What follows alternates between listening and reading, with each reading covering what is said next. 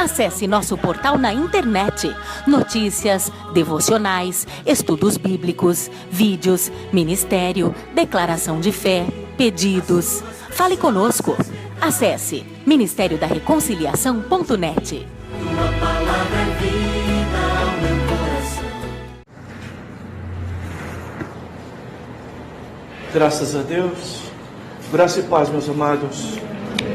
Graças a Deus nos dá vitória por nosso Senhor Jesus Cristo. Vamos então à nossa lição 4, hoje dia 15 de maio.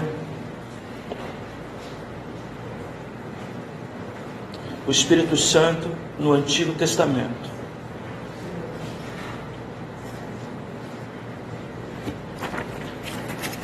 Bem, nós vamos tentar seguir hoje sem abordar pontos mais conflitantes como foi o da semana passada, tá bom? Hoje a gente vai tentar discorrer a lição, já considerando que dissecamos um pouco o assunto, conceito de Espírito Santo no Antigo Testamento.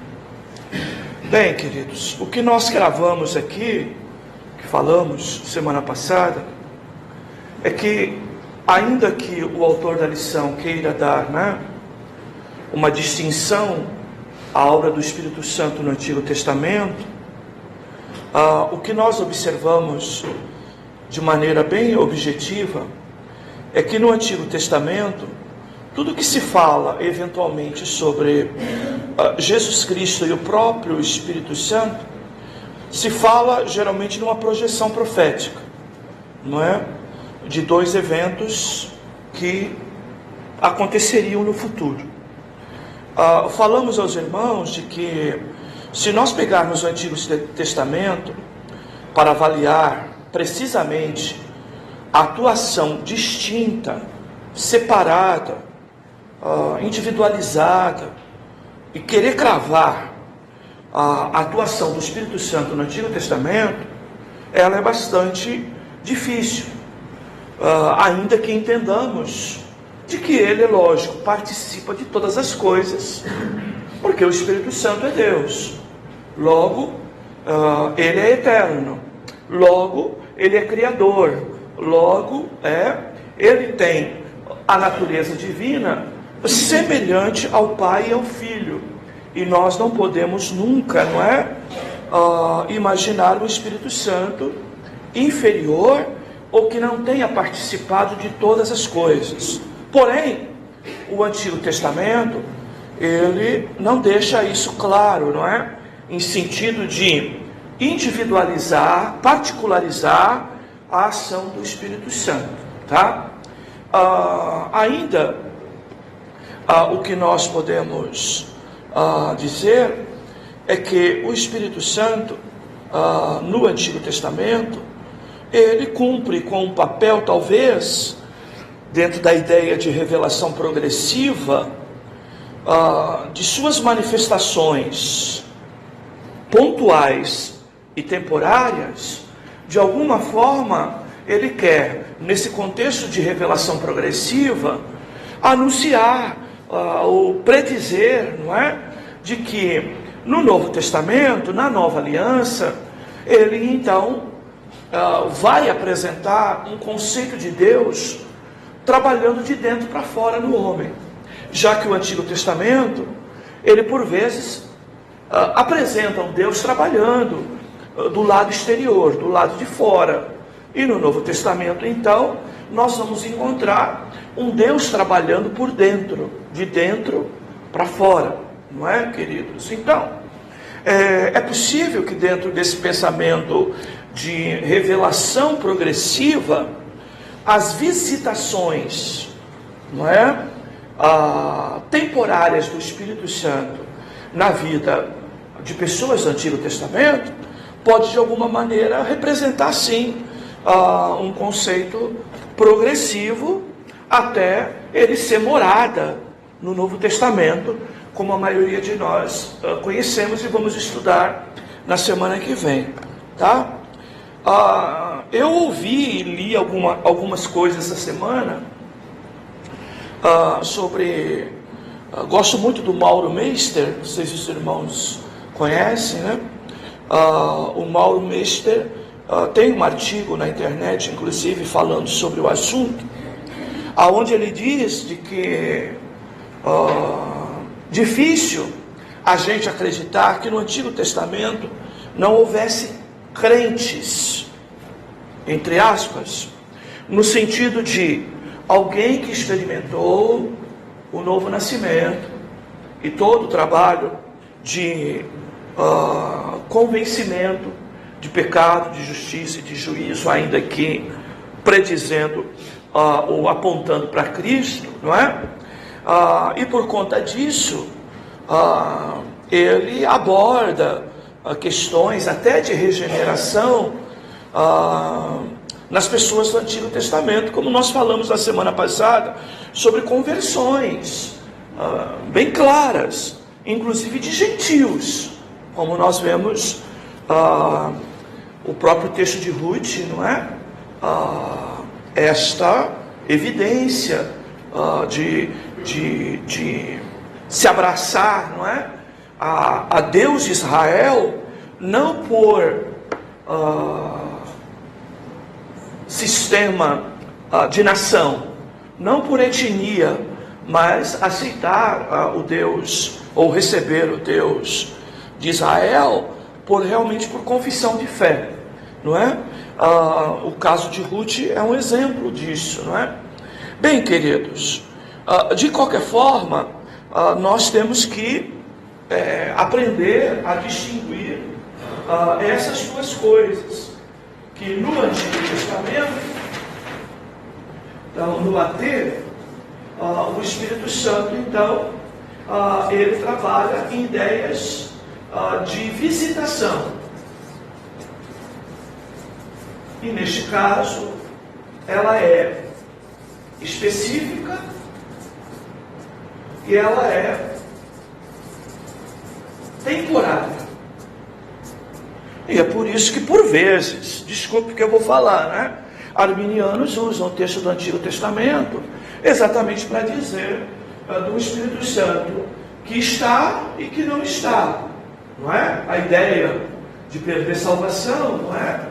O Espírito Santo que uma hora está na vida de uma pessoa e outra hora não está.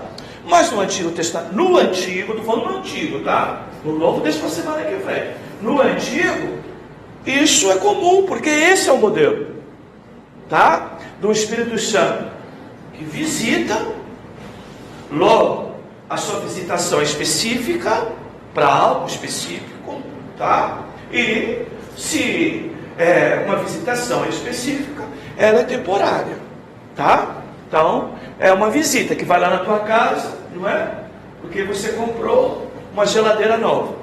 Aí você convida alguém para ir lá na tua casa. É uma visita, não é? Mas é temporária, ela vai embora, não é? Ok, queridos? Então, no Antigo Testamento, a ideia do Espírito Santo é essa. Agora, é lógico. Antigo Testamento se interpreta à luz do Novo. Se eu ficar lá, batendo lá, isoladamente, eu me acabo, gente, de criar heresia. Então, o que eu tenho que fazer? Revelação progressiva. Vê se vocês entendem. Tá? Então, essas manifestações de Deus no Antigo Testamento, que podemos atribuir ao Espírito Santo, ela projeta um Deus que na revelação progressiva é um Deus de longe, depois um Deus de perto e depois um Deus de dentro. Tá? Então, o Deus, não é, das manifestações, o Deus muito transcendente, muito cheio de poder do Antigo Testamento, essas manifestações específicas. Depois, Emanuel, Deus conosco, ou seja, Deus próximo, Deus presente, Deus no meio, e o Deus por dentro, na pessoa do Espírito Santo, quando vai se falar sobre que Ele faz morada dentro de nós e que nós somos a habitação dele, tá? E somos o templo do Espírito Santo no Novo Testamento, tá bom, queridos? Então, todos esses conceitos é assim como Deus de longe, você via teofanias apontando para Cristo, para falar de um Deus no meio, um Deus presente, um Deus junto da congregação, que é a pessoa de Cristo. Podemos aplicar a mesma ideia aqui, de que, pela maneira projetada, ok? Que as visitações do Espírito Santo no Antigo Testamento, onde o Espírito de Deus realmente entrava numa pessoa, geralmente para ele fazer uma obra específica, e isso era temporário, que já era a ideia de Deus de habitar dentro daqueles que são seus, fazer deles morada, fazer deles templo, ok? E isso não ser mais temporário, mas isso ser definitivo, não é? No conceito de linha reformada calvinista, tá, queridos? Quando eu digo definitivo, se comprou a casa, se está morando nela, não sai mais dela, ok? Então, bem, eu estou explicando os dois conceitos para alguém eventualmente não se atrapalhar, não é? Com nossa colocação, por ainda não distinguir as duas coisas, né? Mas essa é a ideia. Mas eu repito, que é a minha preocupação em relação ao autor da lição, de querer muitas das vezes forçar o texto para dizer o que o texto claramente não diz, tá? Até porque no Antigo Testamento, como falamos semana passada, palavra Espírito com letra maiúscula, Espírito de Deus com letra maiúscula, ou até eventualmente a palavra Santo Espírito, tá? Elas podem ser associadas simplesmente à divindade, não é? E não à pessoa. Ou seja, se referir a Deus trino ou triuno, e não à pessoa do Espírito Santo, tá? Então, é isso que nós temos que entender, e é isso que nós temos que compreender no primeiro momento, tá bom? Bem, aqui com alguns acréscimos bem pequenos, é um resumo da aula passada, tá? Agora vamos caminhar.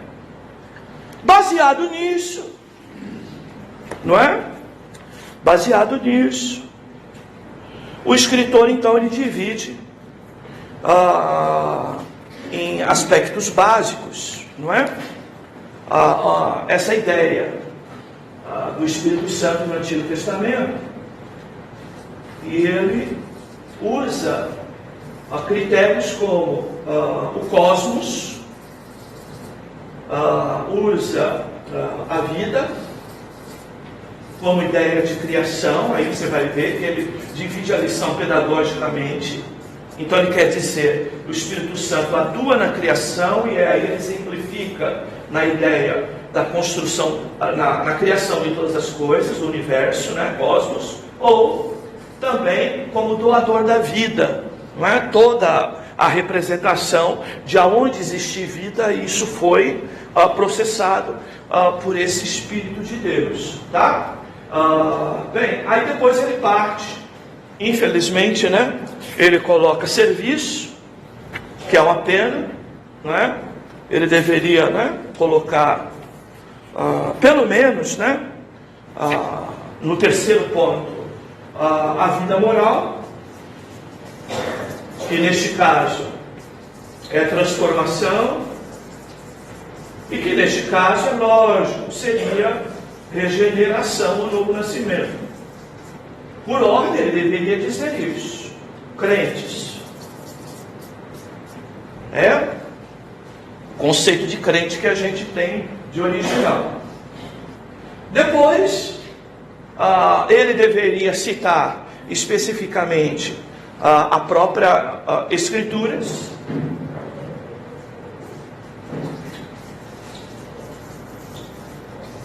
ok? Exatamente para trabalhar a ideia do conceito divino das Escrituras, que seria então a inerrância, garantir a inerrância, então aqui a norma,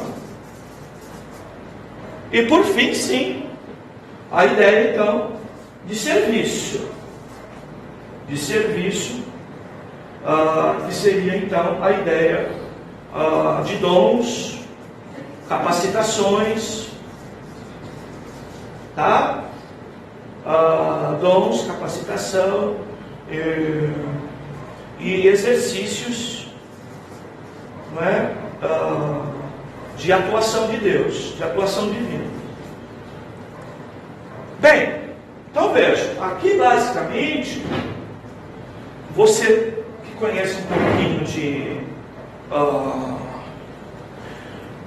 visão panorâmica, então eu tenho aqui, ele procura mostrar na missão a ideia do Espírito Santo presente na criação. Concordamos?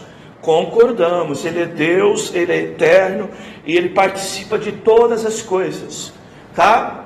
Não há possibilidade de ser isso ao contrário. Porém, a clareza dos textos para eu observar ele particularmente é um pouco difícil, tá? De a gente cravar essas coisas. Depois, a ideia de crentes. Bem, nós temos que concordar com o próprio Mauro Meister quando ele diz que é impossível a gente não acreditar que existisse crentes no Antigo Testamento. E que Deus trabalha apenas a questão da nacionalidade de Israel. Não, Deus trata também com salvação dentro de Israel, até fora de Israel, tá? E seu objetivo é sempre se revelar como Deus Salvador. E nesse papel, tá? O Espírito Santo, então, ele trabalharia, tá? No aspecto de transformação da vida moral da pessoa, produzindo o quê? Sua característica e marca de vida moral. Qual é? Santidade, santificação. Então, nós podemos observar isso, tá? Por exemplo, as próprias convicções de Ruth, não é?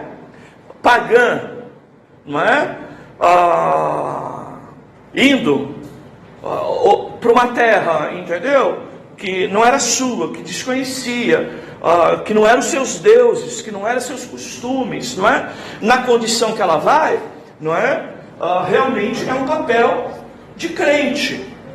E o próprio Mauro Meister disse que se isso não fosse verdade, nós não teríamos o capítulo 11 de Hebreus, onde a ênfase é pela fé, pela fé, pela fé, pela fé.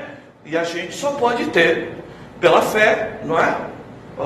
Aqueles que realmente são crentes, ou seja, aqueles que creem, não é? Bem, dentro desse conceito, então, ele quer mostrar o Espírito Santo atuando também, não é? Nessa transformação, nesse papel, ok? Depois as Escrituras, a inerrância delas. Então, a importância de nós entendermos aquilo que já falamos aqui, e vou repetir: não há possibilidade do Espírito Santo agir desassociado das Escrituras.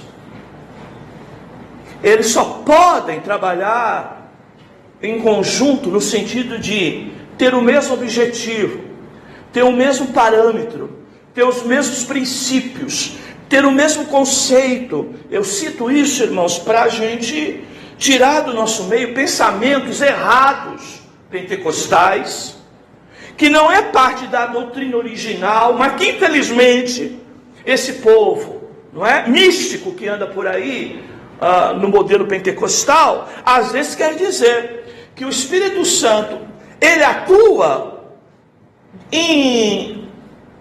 sem a unidade das Escrituras, sem a referência das Escrituras, que o Espírito Santo é livre para se manifestar, para criar movimentos, para criar novas revelações, para criar as novas unções, como anda por aí nesses movimentos, tá?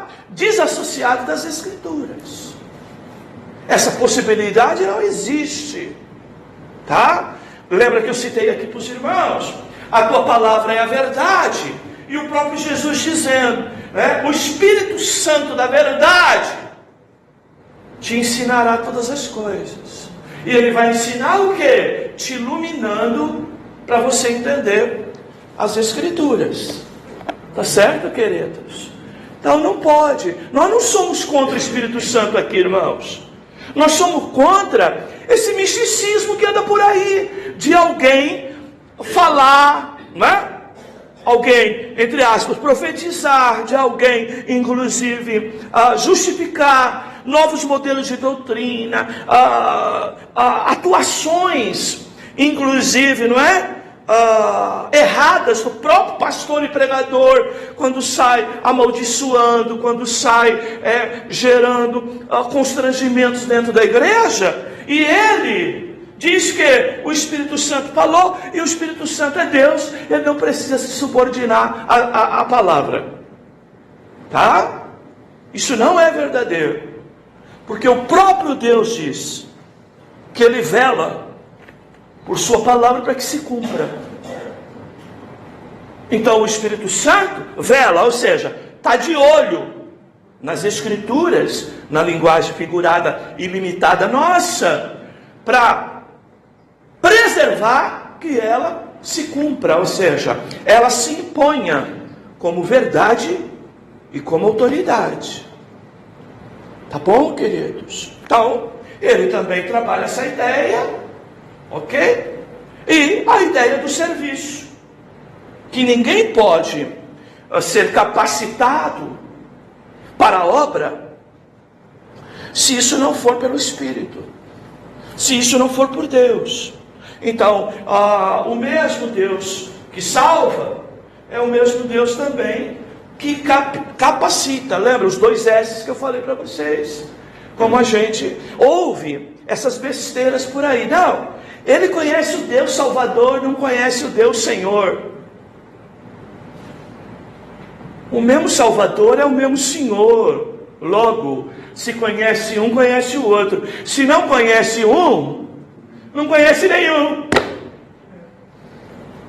Davi disse na oração: Senhor meu Deus meu.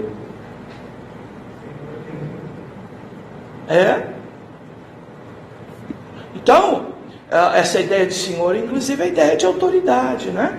A ideia de me subordino a Ti, Senhor, Tu está acima de mim. Então, como que eu reconheço o Salvador e não reconheço o Senhor? É esse modelo de evangelho de uma perna, irmãos. Entendeu? A pessoa começa a andar com uma perna só, como eu costumo dizer aqui. Os princípios bíblicos, eles sempre estão sustentados, pelo menos, em 2 bases. Tá? Por isso você vai ver lá, quando Jesus se revela em João 1, ele vai dizer, cheio de graça e de verdade. Tem favor, mas não pense que o favor é sem verdade. Tem que ter as 2 coisas. Então alguém é graça, é graça, é graça, é graça, e vivendo mentira, mentira, mentira, mentira, não cabe, não dá. Tá? Bem, talvez a sequência do escritor aqui, de colocar esse serviço no tópico 3, não é? E não no tópico 5, como nós colocamos, não é? Seja porque ele, não é? Entenda de que essas manifestações eventuais, temporárias, no contexto de visitação do Espírito Santo no Antigo Testamento, geralmente está relacionado a se prestar um serviço. Realizou o serviço, o Espírito Santo ia embora. Tá? Então, é alguém que na tua casa vai fazer o serviço. Ele vai lá, faz o serviço, na hora que terminou o serviço, pega a caixinha de ferramenta e vai embora. Não é? Então, por no Antigo Testamento isso ficar mais claro, é possível que ele tenha colocado aqui o tópico 3 na frente, não é? Do tópico 4 e do tópico 5. Tá bom, queridos? E a citação que ele faz é um pouco difícil para mim, né? Apesar de que os textos parecem dizer isso, quando ele diz que esse Espírito Santo, ele ia, capacitava a pessoa a prestar o serviço, tá? Independente da condição de salvação dela. E depois, então, ia embora, tá? Bem, é um pouco difícil para a gente, para mim particularmente, porque a gente sempre bate na tecla, não é? De que ninguém pode servir se antes não for salvo.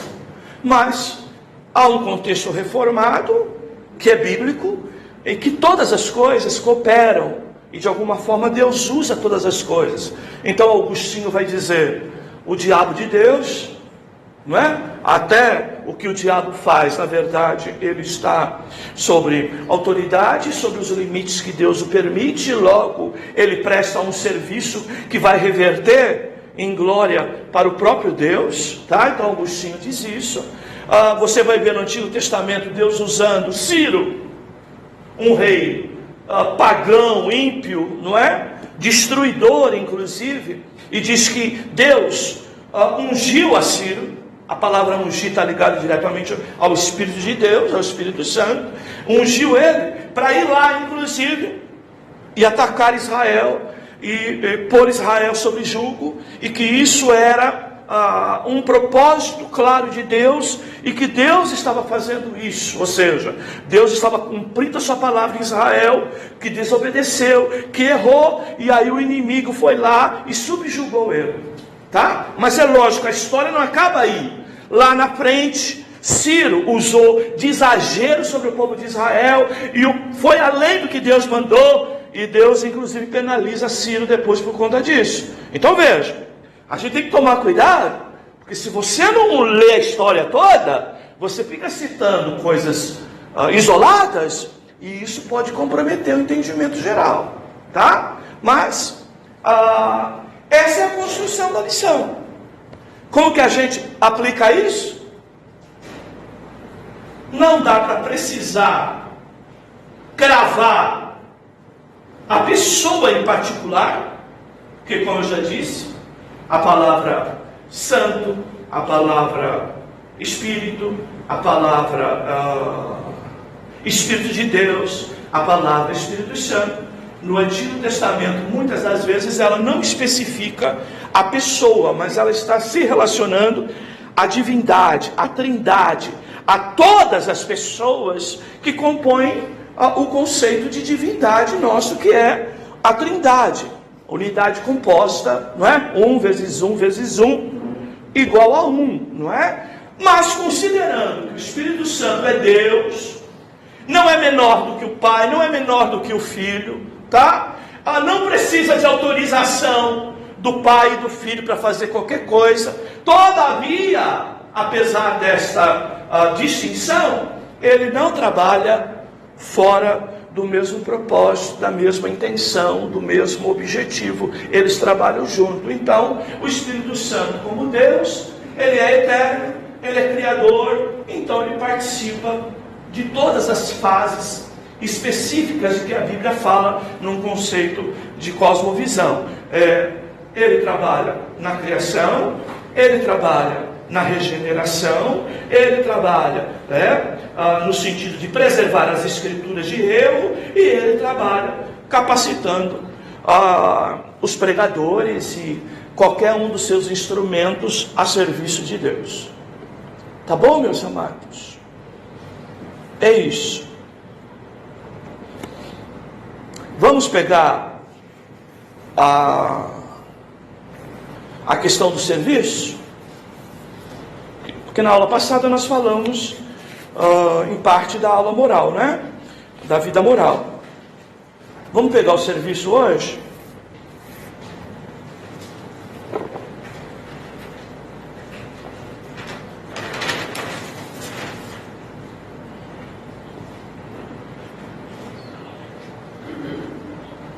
Então, qual é o conceito do Antigo Testamento?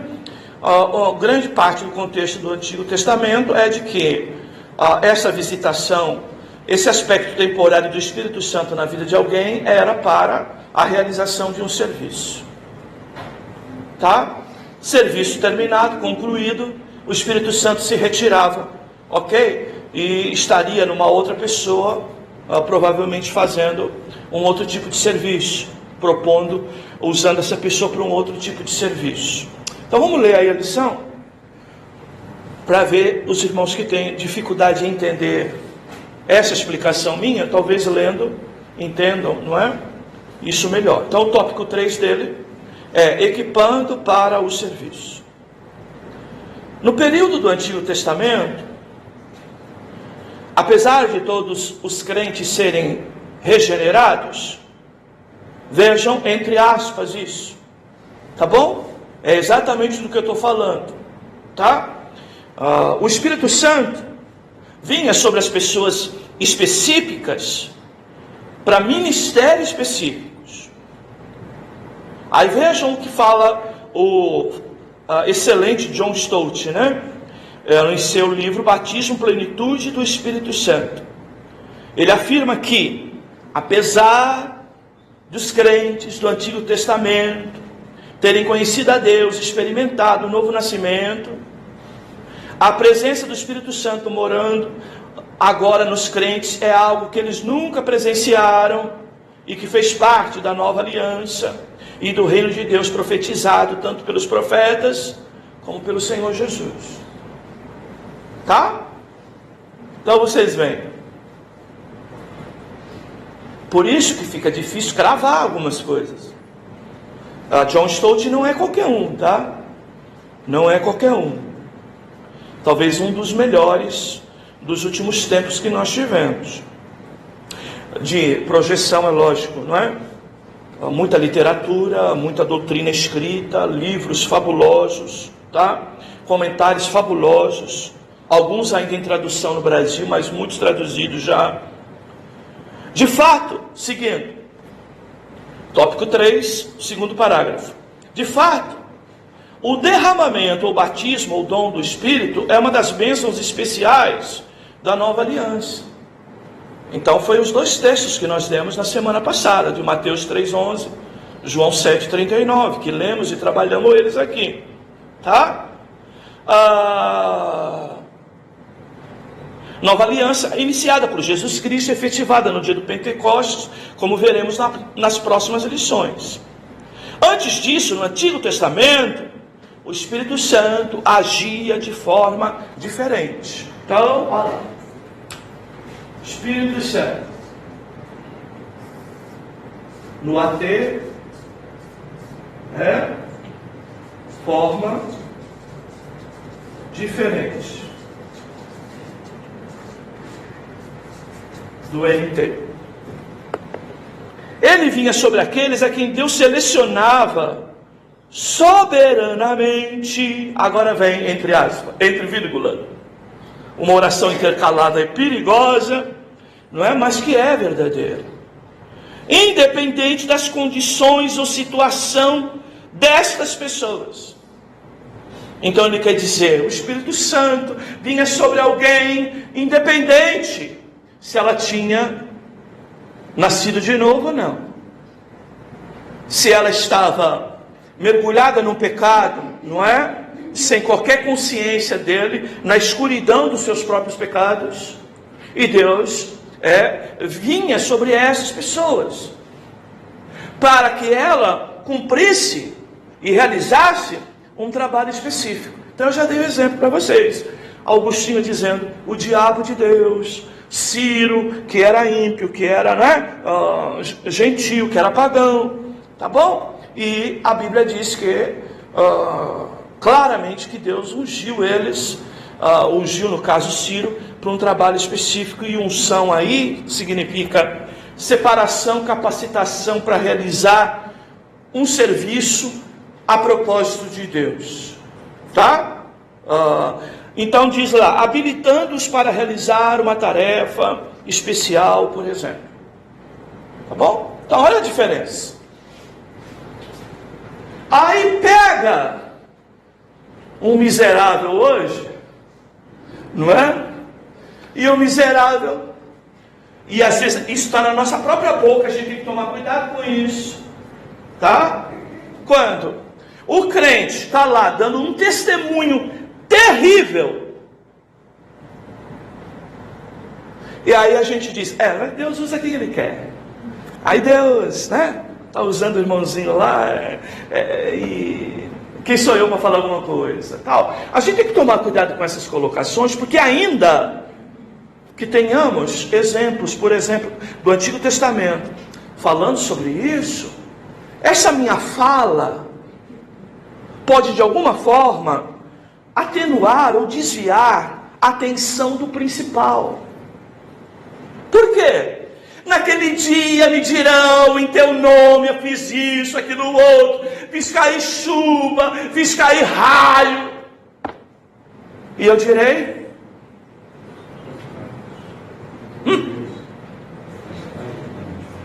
não te conheço, não sei quem você é.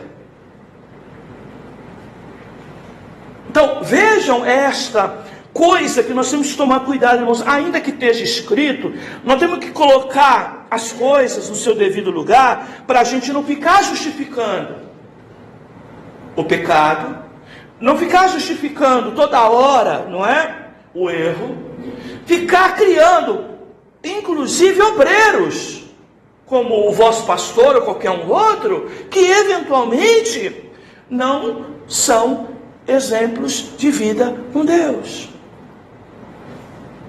Porque perfeito nenhum de nós somos, mas à medida em que eu fico procurando o texto para justificar de que Deus me usa e que eu sou dele, apesar da falta de fruto de transformação, isso é um perigo muito sério.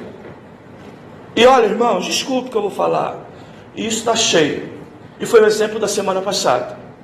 Hoje era pregador, hoje era pastor, hoje estava com dom de curar, e na semana que vem está na sarjeta, na pinga, totalmente dominado pelo álcool, pelas drogas, ou está lá jogado, como diz os grandes pregadores, não é?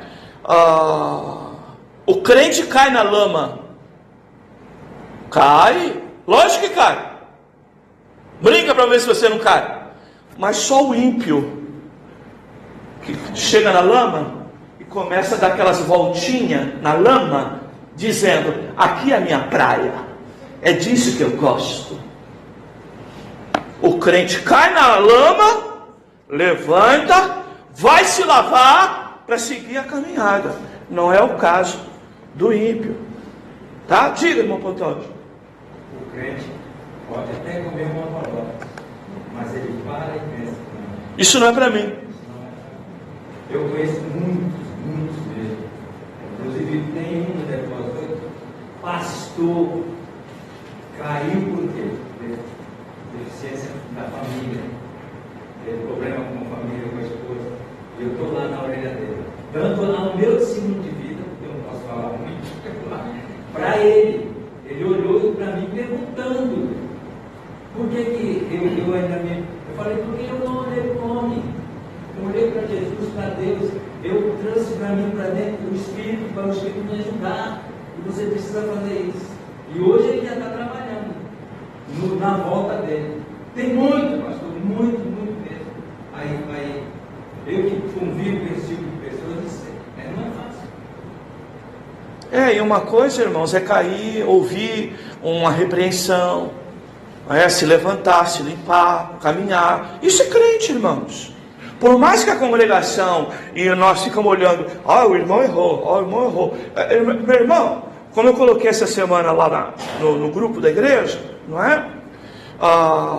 O nosso crítico mais ferrenho, quem é? É a esposa, é o esposo, são os filhos, são os pais. Por quê? Convive com a gente todo dia.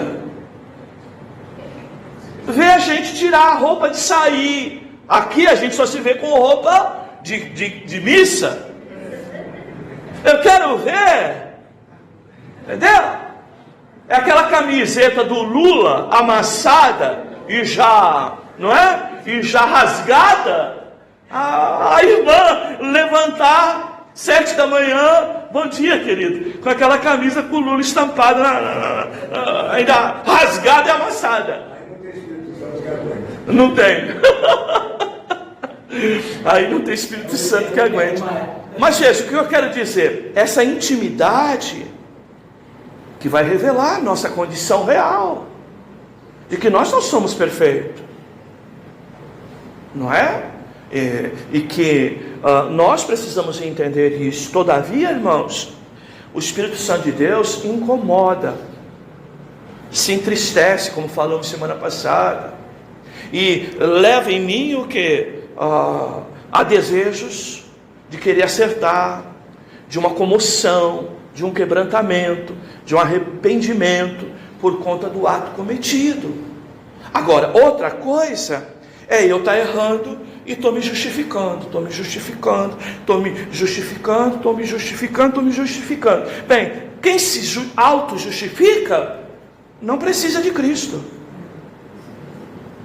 Só precisa de Salvador quem sabe que não tem jeito para ele, que ele não pode fazer nada por ele. É esse que precisa, não é? E infelizmente a gente tem esse tipo de coisa. Isso aí, pastor, a gente volta no discipulado. Diz que o corpo, quando cai na lama, ele rola. A ovelha, quando cai, berra. Agora, se a gente não renovar o entendimento, a gente nunca vai ser ovelha. E vejam, queridos, o grande problema hoje nosso é como construir pensamentos bíblicos se a igreja não ensina. Essa é a ênfase. Vocês sabem, irmãos, a igreja de hoje ela brinca. A igreja de hoje, desculpe, é Xuxa Meneghel na época do programinha dela lá. Entendeu? É playground. O povo vai para se divertir. Diga, irmão Ramundo. No tópico 3 que a gente está discutindo sobre equipamento para o serviço, nesse último parágrafo que o senhor leu, que independentemente das condições e situação das pessoas, o Espírito Santo habilitando-a para realizar uma tarefa especial, por exemplo. Tá? Mas nós não devemos fazer essa pergunta se Deus ainda age nesses moldes de capacitar algumas pessoas que não eram cristãs, como o senhor citou, e não só tem ele que na coluna dos outros, em Farol, e tem outros, tá? Aqui a gente não tem que tomar cuidado, porque a revelação de Deus é progressiva, o caminho não estava sendo escrito, Deus não tinha esse propósito específico, se ainda hoje vale para esses dias. Porque quando a gente pega o tópico 3 aqui do escritor, os subtópicos 1, 2, ele vai falar de pessoas cristãs. Então, era possível que o Espírito Santo viesse, sim. Ele vai falar de Moisés, vai falar de Bezalel, de José, de Josué. Então, parece que a oração dele, aqui, independentemente das condições ou situação das pessoas, deixa bem aqui aberto, mas aqui, ele deu pessoas que temiam o Senhor. Moisés, Bezalel, José e Josué. A pergunta é, será que Deus ainda age nesses moldes, visitando alguém, porque o Espírito Santo agora mora? É por isso que existe visita o Espírito Santo visitar alguém, porque o Espírito Santo já mora. Então ele está convocando o Espírito Santo para visitar quem? Que se já mora. Então, cabe para nós, porque existem pessoas que dizem, não, mas Deus usou até a mula. E vai lá. Então, cabe para nós... Mas ela não usou púlpito, né? Justamente. Cabe para nós dizer que Deus ainda trabalha nesses moldes, com esse propósito de pegar um macumbeiro, falar a um macumbeiro, a um assassino, a um bandido, para orientar um cristão. Será que isso cabe ainda hoje? Sendo que o cristão tem o Espírito Santo, tem as Escrituras, cabe hoje? Bem, queridos, não... Bem, isso aí... Bem, isso aí... Deixa eu falar, não? O professor fala ou não fala? Então tá. Esse caso, a aula é a próxima, não é? Sobre a realidade de hoje do atuar do Espírito Santo. Mas a gente já fez algumas projeções aqui, né? Se você pega Romanos 8, 28, que tudo contribui para o bem, não é? Dos que amam a Deus. Bem, queridos, você pode estar numa situação, como alguém já me contou isso, não é?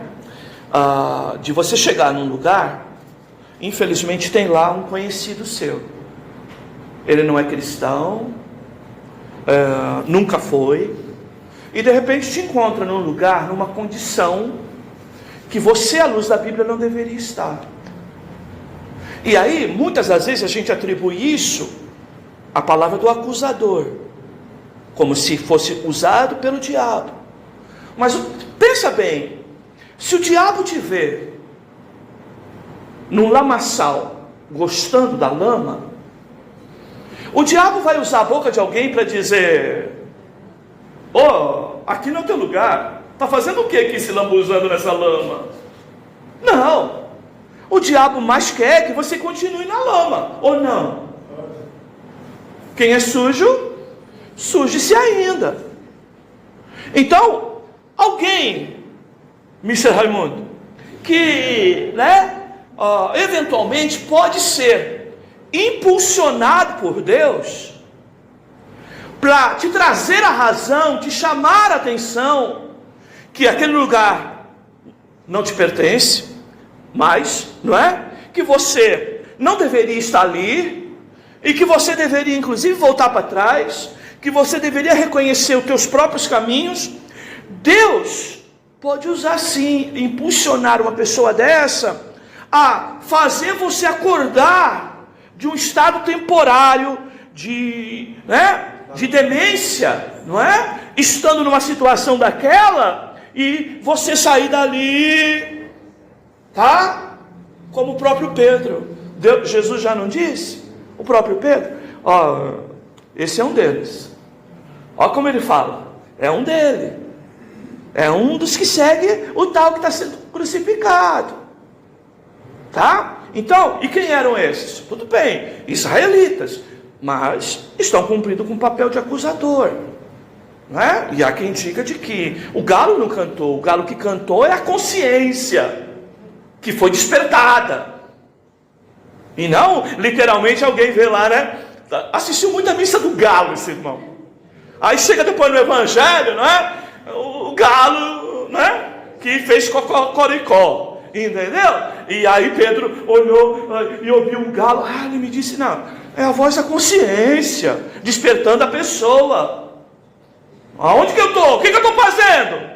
Estou negando Cristo, não é? Então, Raimundo, nesse sentido que nós vamos trabalhar bem na semana que vem, não é? É possível. Como nós já dissemos aqui, quantos de nós, irmãos, não chegamos na igreja? Minha família foi assim. Chegou na igreja por causa que foi infernizada pelo diabo. Quem ouviu o testemunho da nossa conversão sabe disso. Tem gente que não consegue nem ouvir todo, para vocês verem o que acontece, o que acontecia na minha casa. Então foi aquele inferno que o diabo criou, que despertou mamãe para vir para Cristo, porque ela mesmo já tinha declarado: eu morro, mas em igreja de crente eu não entro.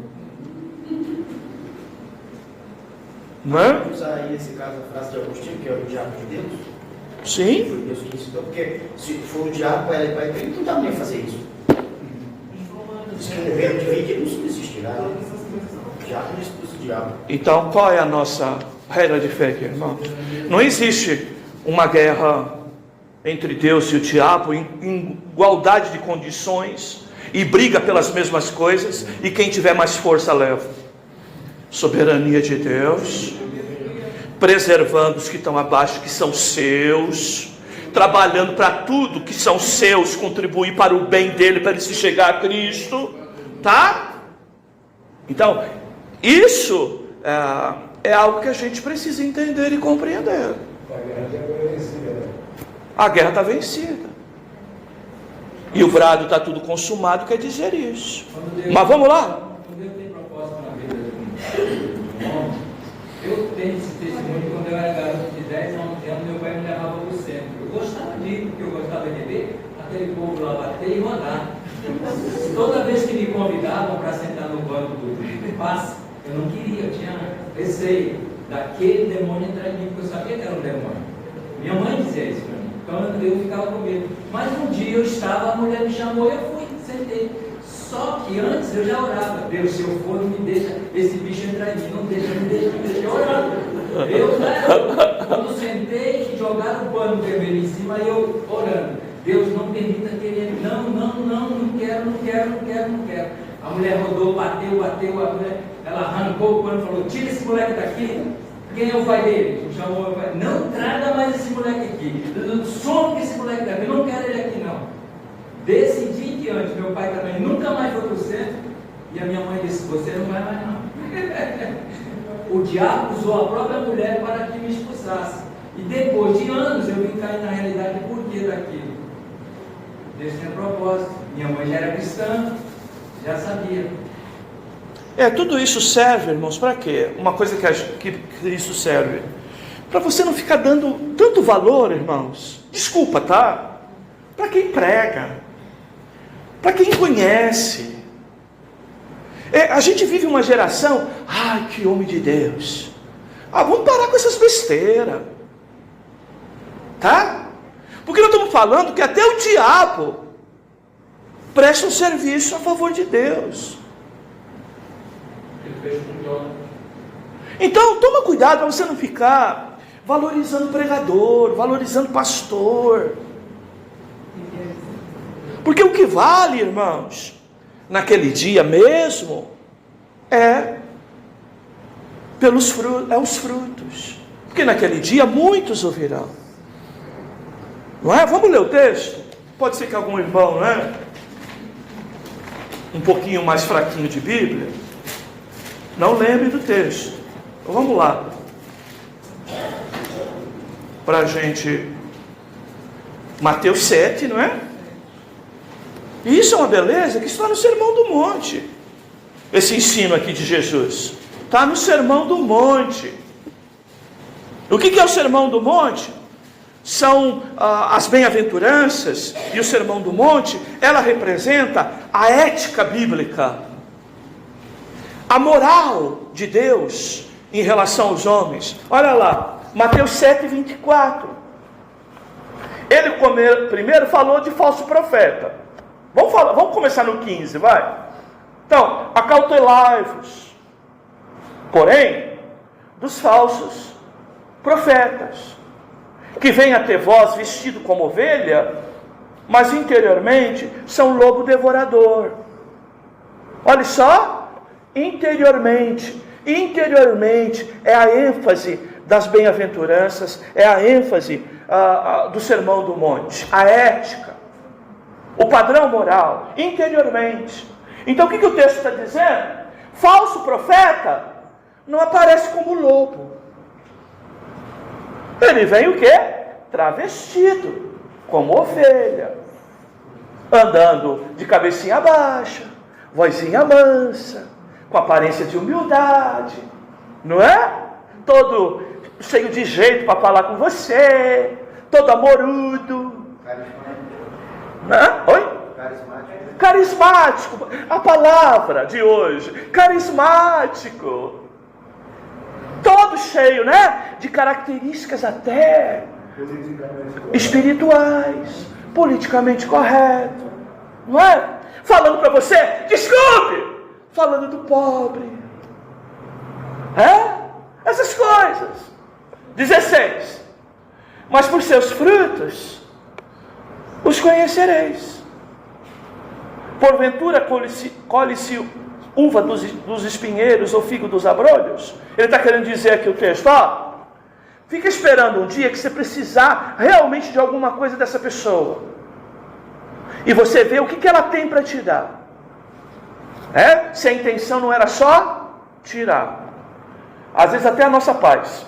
Assim, toda árvore boa produz bons frutos, e toda árvore má produz maus frutos.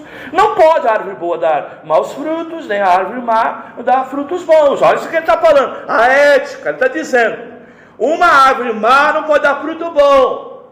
Por isso que eu digo, alguém pode ser influenciado direcionado, impulsionado. Mas característica de crente, de novo nascimento, é outra coisa. É por dentro. Toda árvore que não dá bom fruto, corta-se e lança no fogo. Portanto, pelos seus frutos conhecereis. 21 agora, que vale para nós aqui. Nem todo que me diz Senhor, Senhor, entrará no reino dos céus, mas aquele que faz a vontade de meu Pai que está no céu. Você já viu gente assim? É 2 palavras, meu Deus. É 2 palavras, meu Deus. É mais 2 palavras, meu Deus. Como ele fala, meu Deus, como ele fala Senhor, Senhor, como ele diz que reconhece a autoridade de Deus, mas na hora de fazer a vontade de Deus, ele não faz. E qual é a vontade de Deus primeiro? Renunciar, tomar a cruz, tá? 22. Muitos naquele dia me dirão, Senhor, Senhor, não profetizamos nós em teu nome? Em teu nome não expulsamos demônios? Olha lá. Em teu nome não fizemos muitas maravilhas? Então eu lhes direi abertamente, nunca, ele disse, nunca, o texto não diz, eu te conheci por um tempo, mas depois te desconheci. Um tempo tu me serviu, outro tempo tu abandonou. Não. Nunca. Never. Nunca vos conheci. Apartai-vos de mim, vós que praticais a iniquidade. Ou seja, que estáis em pecado, em pecado. Então você vê esta ênfase aqui. Por isso que eu digo aos irmãos, é bom, ainda da gente estar indo além da lição, e às vezes a gente pode trazer algum prejuízo na cabeça de algum irmão, pelo fato da gente não estar sendo tão, assim, letra por letra da lição. Mas, queridos, a ênfase que às vezes a gente dá demais, irmãos. Irmãos, quem está procurando Papa para passar a mão na cabeça com uma oração especial? Quem está esperando Madre Teresa de Calcutá para fazer uma obra específica, uma caridade especial? Quem está esperando essas coisas, irmãos? Desculpe, é catroco, é católico. Quem fica dando ênfase, como aquele irmão é usado por Deus, fico maravilhado. Meu irmão, para com isso. Alegre-se pelo vosso nome, está escrito no livro da vida. A igreja se perde nessas coisas. E se perde por quê? Primeiro, nosso coração tendencioso para isso. A obra da carne mesmo. A gente tem a mesma tendência em meter o pau num e muitas das vezes supervalorizar o outro. Desculpe, se é para falar sobre alguém, tá? A Bíblia recomenda que nós sempre falemos a nossa condição natural, que é em estado de pecado, e quanto nós podemos, cometer deslize nisso. Mas como já foi dito aqui, as ovelhas não rolam na lama, ainda que possam cair nela. Mas levantam, tomam banho e seguem. O apóstolo Paulo disse, sejam meus imitadores. E a gente, observando as palavras de Paulo, ele vai ver que quando aquela moça lá, usada por Satanás, começou a elogiar ele mais e mais, um dia sim, outro dia, o que ele fez? Sai, Satanás. Ele conheceu logo pelo Espírito Santo que não vinha de Deus. E é isso que nós, como cristãos, temos que fazer. Opa, se vem de Deus... Até porque às vezes, querido, a gente quer valorizar a gente, mas às vezes a gente também, infelizmente, por uma questão de religiosidade, a gente quer valorizar demais o pastor, o pregador, etc. Entendeu? Vai congregar na igreja do tal pastor, ouve ele todo dia, para ver se não vai despertar em você, às vezes os mesmos sentimentos mais primitivos que você sente em relação a mim, quando a gente bate um pouco mais pesado aqui, não é? Diga-te, Lê. Segundo o Pentecoste, só que a Bíblia é na terra do nunca. Nunca vos conheci. Pastor, verso 22. 22? Sim. Então, aqui esse povo profetizou. Por que fala do povo? Porque o verso 23, lhes direi abertamente, tá? Eu entendo que aqui é um grupo. Esse grupo profetizou, expulsou o demônio e fez maravilha, mas nunca conheceu a Cristo. Como é possível? Porque para pentecostal esse texto aqui é um crente perfeito. Expulsa demônio, profetiza e faz um bocado de milagre. Então, como explicar o verso 22 além do verso 23? Como é possível que aconteça isso? Então, é aquilo que já comentamos, querido. Pode haver casos de impulsionamento de Deus, porque o objetivo de Deus não era, como diz um pregador, não é importante quem usa, é quem recebeu o benefício. Então, vamos lá, teve demônio expulso. O que é importante? Não foi quem foi usado para expulsar, mas quem foi beneficiado pela expulsação. E para cumprir o propósito de Deus, aquela vida ficar livre, não é? Deus impulsionou alguém para promover alguma coisa. Isso poderia explicar. Mas no texto aqui, não é, queridos? Eu penso que eu posso usar o nome do Senhor, aplicando o 21 também. Eu posso falar o nome de Deus. Eu posso expressar o nome de Deus. Eu posso fazer obra em nome de Deus. Mas Deus eu não conheço. Logo, a obra que eu realizei não foi Deus que operou. Foi uma outra entidade. Não é o tamanho da minha fé, é em quem eu tenho. Tá? Então, as duas ênfases podem ocorrer aí. Tá bom? Deixa eu seguir a lição, irmãos. Vocês estão falando demais. A intenção também, pastor, né? Às vezes a pessoa está expulsando com outras intenções para se autopromover. 1 Coríntios 2, é verdade. Mas também não nasceu de novo, tá? Porque a autopromoção na igreja é marca de pregador que não foi salvo. Porque a marca de pregador que foi salvo importa que ele cresça e que eu diminua. Para o senhor correr rapidinho, salve porque o texto de 19 de Atos, quando Paulo está em Éfeso pregando, e alguém levava ventais dele, isso, aquilo, os 7 filhos de Cefas, que era o sacerdote da época, foi expulsado do demônio, mas não foi expulsado não. Então receberam fogo. E alguém expulsou. Então, tem casos, né, irmãos, que é histórico, não é? A Bíblia deixa o fato, nós temos que analisar o fato à luz da doutrina, mas tem coisas na Bíblia que a gente não pode produzir doutrina, não é? Como a igreja produz hoje, não é? Então, não dá para a gente duvidar de certas coisas que aconteceu no período apostólico. Todavia, aquilo não virou regra doutrinária, aquilo não pode virar doutrina, não pode virar norma, como as pessoas fazem hoje. E é isso que ocorre em muitos lugares. Então, o tal lenço, não é? Que aquele povo acreditava e levou e diz que foi curado, e que a Bíblia fala disso, a Bíblia está citando um fato. Agora, o problema é eu vir aqui e mandar vocês trazerem lençol, vocês trazerem, não é? O travesseiro, como eu digo, né? Traz a cueca do marido, não é? Para a gente orando, quem sabe, né? A coisa funciona, entendeu? Já tinha gente por aí fazendo isso, em programa de rádio, alguém falando isso. Agora, o que é isso? Criar doutrina onde a Bíblia não ilumina a doutrina. A Bíblia diz que aconteceu. Tá? Chega, né? Chega! Não ouve na boa, vai ouvir assim, como dizia um chefe meu.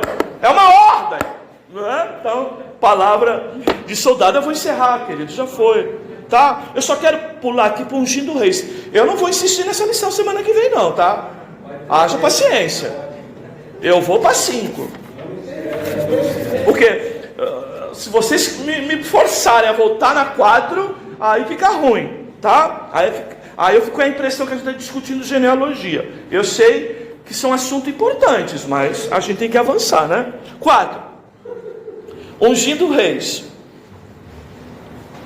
Mas eu entendo isso que o Raimundo colocou, à medida que eu entendo, irmãos, que há muito impostor no nosso meio. E é a razão, né, querido, da gente muitas das vezes perder a fé, mas olhando para Jesus, autor e consumador da fé, né? Ungindo reis.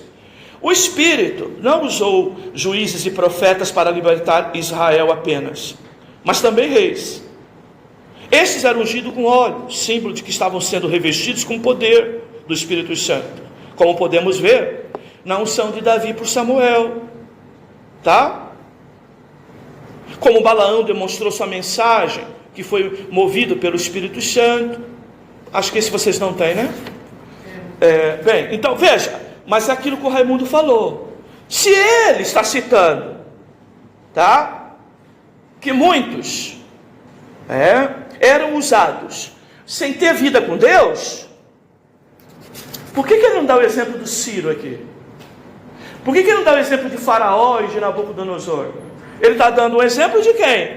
De um Davi, não é? Que mostra experiência de vida com Deus, não é? Então, esta é a ênfase que a gente mais questiona a lição, mas efetivamente é essa a ideia. Tá bom, amados? É isso. Termina lá na sala do café. O que é? Hã? Ele termina a conversa lá na sala do café.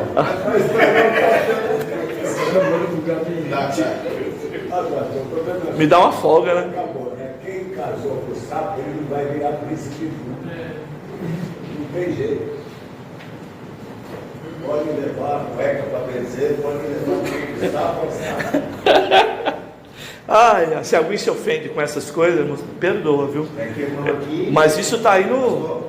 É que meu companheiro na igreja 3 vezes ele tem escolha, então depois o senhor vai perto pela na sala. Ah, é? Ele tem essas campanhas doidas. Mas se está aqui, né? Se está aqui, é porque rejeita a lama, né? Não é? É que a sede dele prega uma coisa e ele prega outra. Ele não acompanha, não. Bem-vindo ao time. Eu, muito tempo de Assembleia de Deus, era assim. Esse versículo aqui do 22, eu costumo falar lá em cima, na minha, que eles apresentaram aqui para Jesus naquele dia, apresentaram dons, não frutos.